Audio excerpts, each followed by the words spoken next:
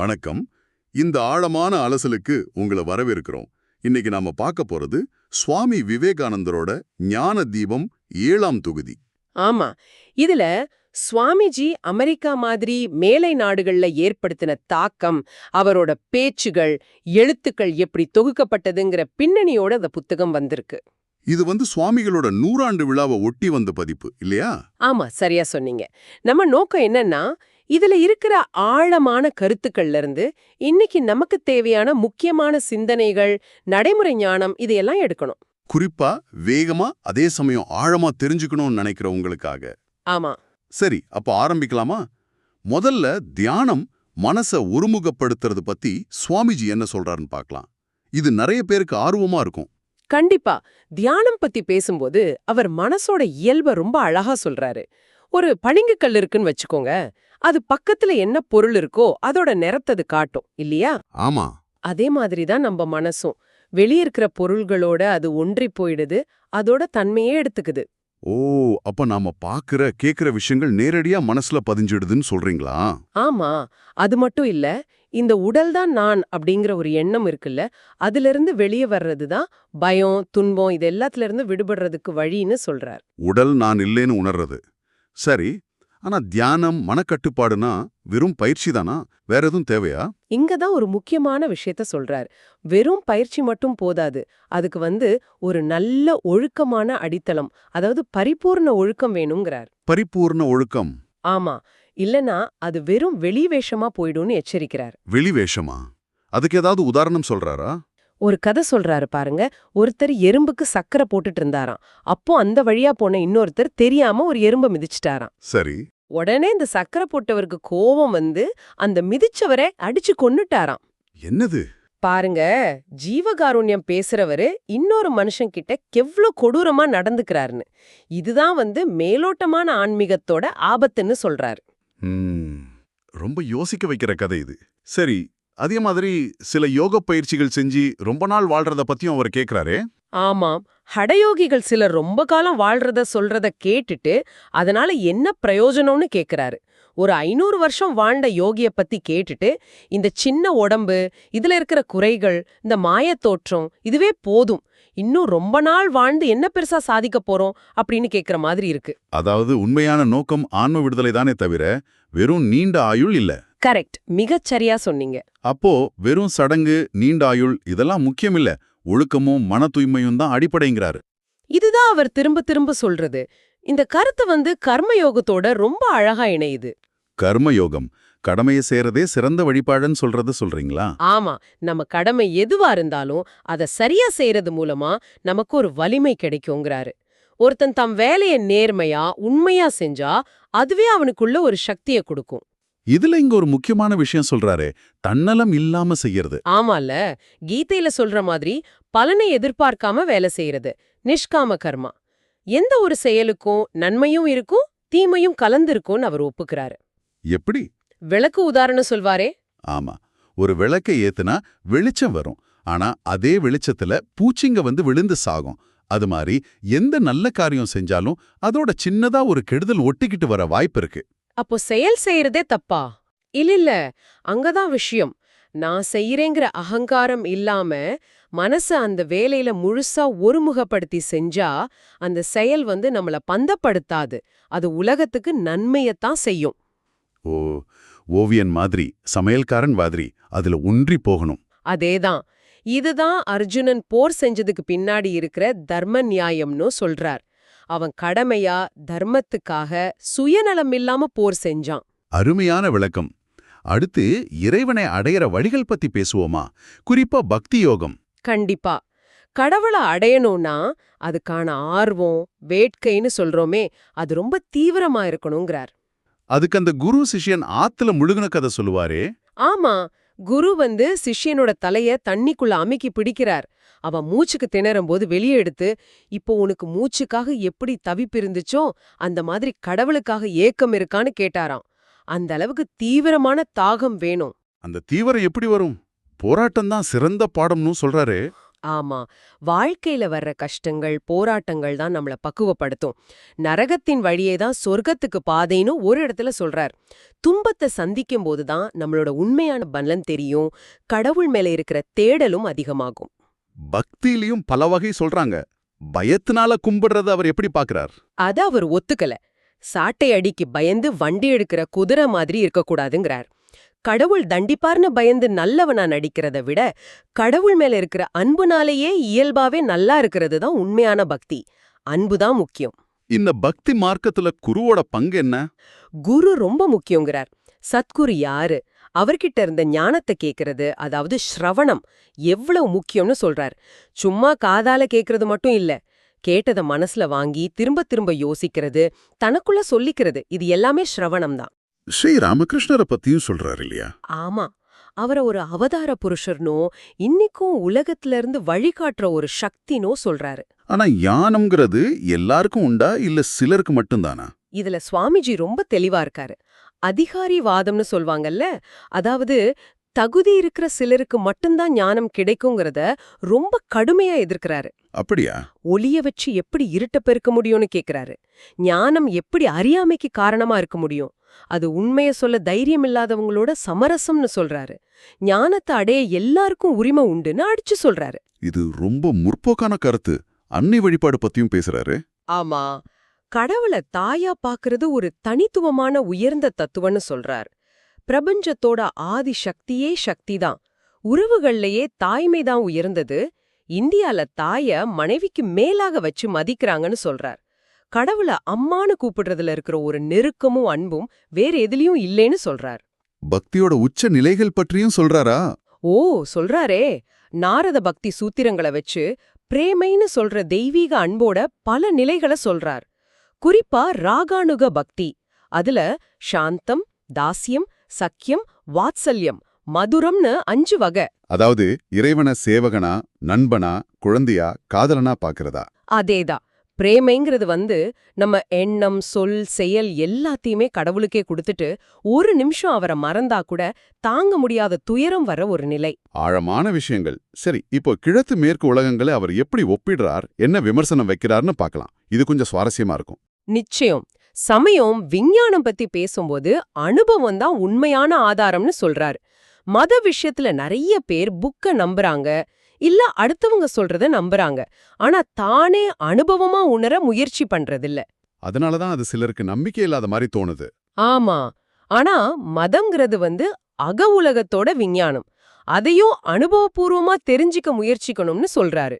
அதுக்கு அந்த விஞ்ஞானி சமயவாதி பத்தி ஒரு உவமை சொல்வாரே. ஆமா ஆமா, ரொம்ப அருமையான உவமை. ஒரு சயின்டிஸ்ட் மதத்தை பத்தி தெரிஞ்சுக்க வரும்போது அவன் இயற்பியல் உலகத்து புத்தகத்தை வச்சு அதை புரிஞ்சுக்க பாக்கறான். அதே மாதிரி ஒரு சமயவாதி விஞ்ஞானத்தை பத்தி பேசும்போது அவன் அக உலக கண்ணோட்டத்தோடயே பேசுறான். ரெண்டும் அதனதன் இடத்துல சரி, ஆனா உன்னோட கருவியை வச்சு இன்னொன்னு அளக்க முடியாது. சரியா சொன்னீங்க. அதே மாதிரி இந்து கிரேக்க நாகரிகங்களையும் ஒப்பிடுறார். ஆமா, அத பத்தி சொல்லுங்க. இந்துக்கள் அகநோக்கு உடையவங்க, அவங்களோட குறிக்கோள் ஆன்மீக விடுதலை. கிரேக்கர்கள் புறநோக்கு உடையவங்க, அவங்க குறிக்கோள் அரசியல், சமூக விடுதலை. ஆனா ரெண்டுமே முழுமையானது இல்லைன்னு சொல்றாரு. எப்படி? ஆன்மீக விடுதலைய மட்டும் தேடிட்டு சமூக விடுதலைய விட்டா அது ஒரு குறை. அதே மாதிரி சமூக விடுதலைய மட்டும் தேடிட்டு ஆன்மீகத்தை விட்டா அது அதை விட பெரிய குறை. மனுஷனுக்கு ரெண்டுமே வேணும். ஆன்ம விடுதலையும் வேணும், சமூகத்துல சுதந்திரமா வாழ்ற உரிமையும் வேணும். சரி சரி. மேற்கத்திய உலகத்தோட பொருள் தேடுற போக்கு அவர் எப்படி பாக்குறார்? அது ரொம்ப கடுமையா விமர்சிக்கிறாரு. பணத்தையே கடவுளா கும்பிடுறத டாலர் வழிபாடுன்னு கிண்டல் பண்றாரு. அதே மாதிரி மதத்திலையும் ஒரு வியாபாரம் மாதிரி சாமி எனக்கு இதை குடு அதை குடுன்னு பேரம் பேசுறத சந்தக்கட மதம்னு சொல்றாரு. இதுக்கு நேர்மாறா இந்துவோ கடவுளுக்கோ மற்றவங்களுக்கும் கொடுக்கணும்னு நினைக்கிறாங்கிறார். ஆமா, அப்புறம் இந்தியால அவர் பார்த்த கிறிஸ்தவ மிஷனரிகளோட செயல்பாடுகளையும் விமர்சிக்கிறாரு. ஆமா, அது ரொம்ப காட்டமா இருக்குமே அவர் பேச்சுகள்ல. ஆமா, சொந்த அனுபவத்திலிருந்து சொல்றாரு. மிஷனரிகள் ஹிந்து மதத்தை, அதோட தத்துவங்களை சரியா புரிஞ்சுக்காம மேலோட்டமா விமர்சிக்கிறாங்க. அவங்களோட மதமாற்ற முறைகள் சில சமயம் வற்புறுத்தலா இருக்கு, நம்ம கலாச்சாரத்தை மதிக்கிறது இல்லைன்னு சொல்றார். இந்துக்களை நரகத்துக்கு போவீங்கன்னு பயமுறுத்துறாங்க, ஆனா வேற சில மதத்துக்கிட்ட அப்படி பேச பயப்படுறாங்கன்னு சொல்றார். ஆமா, ஹிந்துக்களோட இயல்பான சகிப்புத்தன்மைய அவங்க தவறா பயன்படுத்துறதா அவர் நினைக்கிறார். அதே சமயம் இந்திய சமூகத்தை பத்தி மேற்குல வர்ற சில விமர்சனங்களுக்கும் பதில் சொல்றார், சாதிமுறை மாதிரி விஷயங்களுக்கு. ஆமா, சாதிங்கிறது மதத்தோட அம்சங்கிறத விட அது ஒரு சமூக அமைப்புன்னு சொல்றாரு. அதுல நல்லது கெட்டது ரெண்டுமே இருக்கு. முக்கியமான விஷயம், சாதி அமைப்பு கடுமையான போட்டி மனப்பான்மையை குறைச்சது. ஒவ்வொருத்தரும் அவங்கவங்க தொழிலை செஞ்சு திருப்தியா இருக்க ஒரு வாய்ப்பு கொடுத்துச்சு. அதனால வர்க்க போராட்டம் மாதிரி விஷயங்கள் இங்க கம்மியா இருந்துச்சு. ஆமா, ஆனா அதே போட்டி மனப்பான்மை குறையதுனால தான் அரசியல் மாதிரி துறைகள்ல இந்தியா பின்தங்கினதுக்கும் அது ஒரு காரணம்னு சொல்றாரு. இது ஒரு சிக்கலான பார்வை தான். சரி, திருமண முறைகள் விதவைகள் பத்தியும் பேசுறாரு. இந்து திருமண முறைங்கிறது தனிநபரோட காதல் விருப்பத்தை விட சமூக நலனுக்கு முக்கியத்துவம் கொடுக்குதுங்கிறாரு. மேற்கத்திய காதல் திருமணத்தோட ஒப்பிட்டு சமூகத்தால அங்கீகரிக்கப்பட்ட திருமண முறையோட நோக்கத்தை சொல்றாரு. விதவைகள் பத்தி என்ன சொல்றாரு? குழந்தை விதவைகள் கொடுமைப்படுத்தப்படுறாங்கன்ற பிரச்சாரம் பெரும்பாலும் மிகைப்படுத்தப்பட்டதுன்னு, பொதுவா விதவைகள் சமூகத்துல மதிக்கப்படுறாங்கன்னு சொல்றாரு. ஆனா மறுமணத்துக்கு சமூக அங்கீகாரம் கம்மியா இருந்துச்சுன்னு ஒத்துக்கிறாரு. ஆனா இந்திய பண்புகளான ஜீவகாருண்யம், விருந்தோம்பல், இது எல்லாம் ரொம்ப பெருமையா பேசுறாரு இல்லையா? ஓ, கண்டிப்பா. பசியோட வீட்டுக்கு வர்றவங்கள தெய்வமா நினைக்கிற பண்பு இங்க உண்டுன்னு சொல்றார். அதுக்கு அந்த பஞ்ச காலத்துல ஒரு பிராமண குடும்பம் தங்களுக்கு கிடைச்ச ஒரே உணவை ஒரு அதிதிக்கு கொடுத்த கதையை சொல்றார் பாருங்க. ஆக மொத்தத்துல கிழக்குக்கும் மேற்குக்கும் நடுவுல ஒரு சமநிலை வேணும்னு சொல்றார். ஆமா, இந்துக்கள் மேற்குல இருந்து கொஞ்சம் உலக நடைமுறை அறிவை கத்துக்கணும், மேற்குலகம் கிழக்குல இருந்து ஆன்மீகத்தை, அகநோக்கு பார்வைய கத்துக்கணும். இதுதான் அவருடைய மைய கருத்து. ஒன்னு இன்னொன்னு ஒதுக்க தேவையில்ல, ரெண்டும் இணையணும். சரி, இப்போ சில முக்கியமான தத்துவ கருத்துக்களையும் நடைமுறை ஞானத்தையும் பார்க்கலாமா? அத்வைதம் பத்தி அவர் என்ன சொல்றார்? அத்வைதத்தோட சாரம் சோகம், அதாவது நானே அவன் அல்லது நான் பிரம்மமா இருக்கிறேன். இது அகங்காரத்தை வளர்க்கறதில்ல. பின்ன இது எல்லாமே நான் தான், அதாவது எல்லா உயிர்லயும் பிரபஞ்சம் முழுக்க இருக்கிறது ஒரே பிரம்மம் தாங்கிற உண்மைய உணர்றது. இந்த நிலையை அடையிறது ஈஸியா? இது படிப்படியா வர்ற ஒரு வளர்ச்சிங்கிறார். முதல்ல துவைதம், நானும் கடவுளும் வேற வேற. அப்புறம் விசிஷ்டாத்வைதம், நான் உன்னோட ஒரு பகுதி, நீ என்னுள் இருக்கிறாய்ன்னு கடவுளோட ஒரு உறவை உணர்றது. கடைசியா அத்வைதம், நானும் அவனும் ஒண்ணுதான், எந்த வேறுபாடும் இல்லைங்கிற முழுமையான நிலை. அந்த சோகங்கிறத நினைக்க அதுவாவே மாறிடுவோம்னு சொல்றார். ஆமா, அந்த உணர்வு நம்ம நரம்புகள் வரைக்கும் ஊடுருவி போகணுங்கிறார். சரி, முக்தி அல்லது விடுதலை பத்தி என்ன சொல்றார்? முக்தினா சொர்க்கத்துக்கு போறதில்ல, சொர்க்கமும் ஒரு விதமான பந்தம் தான். அங்கேயும் இன்ப துன்பம் உண்டு.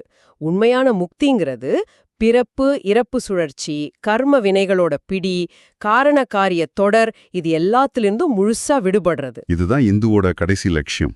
ஆமா, முக்தி அடைஞ்சவங்க முழு சுதந்திரமானவங்க. அவங்களே ஒரு புதிய காரண காரிய தொடர ஆரம்பிக்கிற சக்தி உள்ளவங்கன்னு சொல்றார். ஓ, சொர்க்கம் போறதே ஒரு பந்தம்னு பாக்குறது கொஞ்சம் புதுசா இருக்கு. ஆமா, ஏன்னா பூமியில செத்தா ஸ்வர்க்கம் போகலாம், ஆனா ஸ்வர்க்கத்திலயும் தேவர்கள் இறப்பாங்க. எப்ப ஒருத்தன் இறைவனை முழுசா உணர்ந்து அவனோட ஒன்றா கலந்துடுறானோ அப்பதான் உண்மையான அமரத்துவம், அதாவது பிறவா பெருநிலை கிடைக்கும். இது அத்வைத பார்வை. சுவாமிஜி மூட நம்பிக்கைகளையும் கடுமையா சாடுறாரே, குறிப்பா சோதிடம். ஓ, ரொம்ப கடுமையா. சோதிடம் மாதிரி விஷயங்களையும் எல்லாத்துக்கும் விதிய காரணம் சொல்றதையும் மனபலவீனத்தோட அறிகுறிங்கிறார். புத்தர் சொன்னதை ஞாபகப்படுத்துறார். விண்மீன்களை கணக்கு போட்டு வைத்த வளர்க்குறவங்கள நம்ம புறக்கணிக்கணும்னு.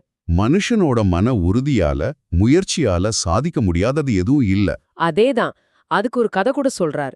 ஒரு சோதிடன் ராஜா கிட்ட போய், ராஜா நீங்க இன்னும் 6 மாசத்துல செத்துடுவீங்கன்னு சொன்னானாம். சரி, அதை கேட்ட மந்திரி அந்த சோதிடனை கூப்பிட்டு, சரி நீ எவ்வளோ காலம் வாழ்வன்னு கேட்டாராம். அதுக்கு அவன், நான் இன்னும் பல வருஷம் இருப்பேன் பெருமையா சொன்னானா. அப்போ உடனே மந்திரி தன்னோட வாளை உருவி அந்த சோதிடனை வெட்டிட்டு, தன் விதிய தெரியாத நீ எப்படி எங்க ராஜா விதிய சொல்ல முடியும்னு கேட்டாராம். இது மூடநம்பிக்கைய சாடுற கதை. சோதிடம் பாக்குறதுக்கு பதிலா நல்ல சாப்பாடு, நல்ல ஓய்வு, மன உறுதி இதுதான் தேவைங்கிறார். ஆமா, கடைசியா எல்லா மதங்களும் ஒண்ணுதாங்கிற கருத்தை எப்படி சொல்றார்? இது சுவாமிஜியோட போதனைகள்ல ரொம்ப ரொம்ப முக்கியமானது. எத்தனையோ நதிகள் வேற வேற வழியில ஓடினாலும் கடைசியில எல்லாமே கடல்ல தானே கலக்குது. ஆமாம். அது மாதிரி மனுஷங்க வேற வேற மதங்கள், வேற வேற வழிபாட்டு முறைகளை பின்பற்றினாலும் எல்லாமே ஒரே பரம்பொருளை நோக்கி தான் போகுதுங்கிறாரு. அதனால சகிப்புத்தன்மை ரொம்ப முக்கியம். அடுத்தவங்க போற பாதைய மதிக்கணும். அப்போ மதங்களுக்குள்ள சண்டை ஏன் வருது? மத சண்டைகள் மதத்தோட சக்கைய பத்தி தான் வருது, அதோட சத்து பத்தி இல்லங்கறாரு. எப்ப உண்மையான ஆன்மீகம் தூய்மை மறைஞ்சு வெறும் சடங்கு வெளிவேஷம் முக்கியமாகுதோ அப்பதான் சண்டை வருது. அந்த குருடர்கள் யானைய தடவி பார்த்த கதை மாதிரி. சரியா சொன்னீங்க. உண்மை ஒண்ணுதான், ஆனா அத பாக்குற பார்வைகளும் போற வழிகளும் பல. ஆக இந்த 7ஆம் தொகுதியிலிருந்து நாம் எடுத்துக்க வேண்டிய முக்கியமான செய்திகள்னு பார்த்தா, தியானம் சுய ஆய்வு வழியா மனசை கட்டுப்படுத்தி உண்மையை தேடுறது, பலன் எதிர்பார்க்காம அகங்காரம் இல்லாம கடமையை செய்யறதோட சக்தி, சமயம்ங்கிறது அக உலக விஞ்ஞானம், அதையும் அனுபவமா அறியணும், கிழக்கு மேற்கு சிந்தனைகளுக்கு நடுவுல ஒரு சமநிலை தேவை, கடைசியா எல்லாத்துக்கும் மேல எல்லா மதங்களையும் மனுஷங்களையும் மதிக்கிற பரந்த சகிப்புத்தன்மை, மனிதநேயம். இதெல்லாம் இன்னைக்கு எப்படி பொருந்தும்? மொத்தத்துல இது என்ன சொல்ல வருது? சுவாமிஜியோட இந்த வார்த்தைகள் 100 வருஷத்துக்கு மேல ஆகியும் இன்னிக்கும் நமக்கு ஆழமா வழிகாட்டுது. குறிப்பா இப்போ இருக்கிற இந்த தகவல் வெள்ள உலகத்துல எது உண்மை, எது போலி, எது வெறும் சடங்கு, எது வெளிவேஷம்னு பகுத்தறியவும், நம்ம செயல்கள்ல தூய்மையையும் தன்னலமற்ற தன்மையையும் அன்பையும் வச்சுக்கவும் அவருடைய சிந்தனைகள் உதவுது. இன்னும் பரந்த பார்வையில சொன்னா, இன்னைக்கு நம்ம பாக்குற பிரிவினைகள், மோதல்கள், ஒரு அர்த்தமில்லாம போற வாழ்க்கை, இதுக்கெல்லாம் சுவாமிஜி காட்டுற இந்த ஆன்மீக அடித்தளமோ பரந்த மனிதநேயமும் தான் ஒரு தீர்வா இருக்க முடியும்னு தோணுது. ரொம்ப அருமையான தொகுப்பு. சரி, நீங்க சிந்திச்சு பார்க்கறதுக்காக ஒரு கேள்வியோட முடிக்கலாம்னு நினைக்கிறேன். சுவாமிஜி இவ்வளவு அழுத்தமா சொல்ற அந்த தன்னலமற்ற சேவை, பயன் கருதாத பணிங்கிறத, இந்த போட்டி நிறைஞ்ச பெரும்பாலும் சுயநலத்தையே முன்னிறுத்துற இன்னைய உலகத்துல நாம ஒவ்வொருத்தரும் நம்மளோட அன்றாட வாழ்க்கையில எப்படி கொண்டு வர முடியும்? ஆமா, அது ஒரு நல்ல கேள்வி. இல்லனா எல்லா மனுஷங்கிட்டையும், ஏன் எல்லா உயிர்கிட்டையும் தெய்வீகத்தை பார்க்கணுங்கிற அந்த அத்வைத கருத்து நம்ம உறவுகளையும் இந்த உலகத்தை நம்ம பார்க்குற விதத்தை எப்படி மாத்தும்? இதை பத்தி கொஞ்சம் யோசிச்சு பாருங்க. அடுத்த அலசல்ல சந்திப்போம். வணக்கம்.